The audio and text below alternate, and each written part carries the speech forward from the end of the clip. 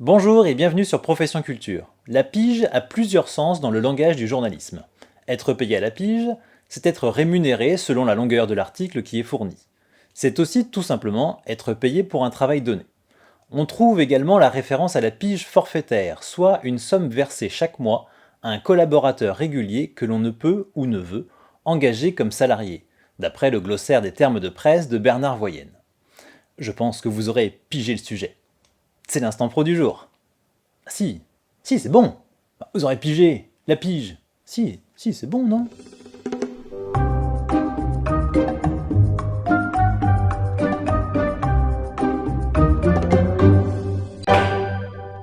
Tout cela est bien beau, mais comment embauche-t-on légalement un pigiste? Un CDD ou un CDI pourrait engager trop profondément un organe de presse. Le Code du travail ouvre la possibilité de recourir au contrat de travail à durée déterminée d'usage dans le secteur d'activité de l'information. Pour être admissible au CDDU, un poste doit aussi avoir un caractère temporaire par nature. Pris au pied de la lettre, journaliste pigiste est bien un emploi qui possède un caractère temporaire par nature, puisque vous travaillez à la tâche.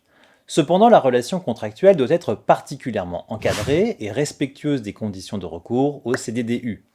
En effet, la jurisprudence illustre souvent des cas de requalification de CDDU en CDI. Rien ne s'oppose dans l'absolu à engager des journalistes pigistes en contrat d'usage. Seulement, chaque contrat d'usage devra mentionner les éléments objectifs, concrets et précis qui prouvent le caractère temporaire de l'emploi. Il faudra éviter le recours automatique aux pigistes et se poser des questions. Il convient en effet de toujours avoir en tête les dispositions du Code du travail selon lesquelles un contrat de travail à durée déterminée, quel que soit son motif, ne peut avoir ni pour objet ni pour effet de pourvoir durablement un emploi lié à l'activité normale et permanente de l'entreprise. En conséquence, si le journaliste fait régulièrement des piges, alors il pourra être établi qu'il occupe un emploi lié à l'activité normale et permanente de l'entreprise, et qu'il devrait donc être titulaire d'un CDI à temps plein ou à temps partiel. Dans ce cas, penchons-nous un instant sur l'alternative qui est de recourir au CDI à temps partiel. Qui dit temps partiel dit durée hebdomadaire minimale de 24 heures selon le Code du travail. La difficulté réside alors dans la nécessité de respecter ce temps de travail minimum de 24 heures par semaine.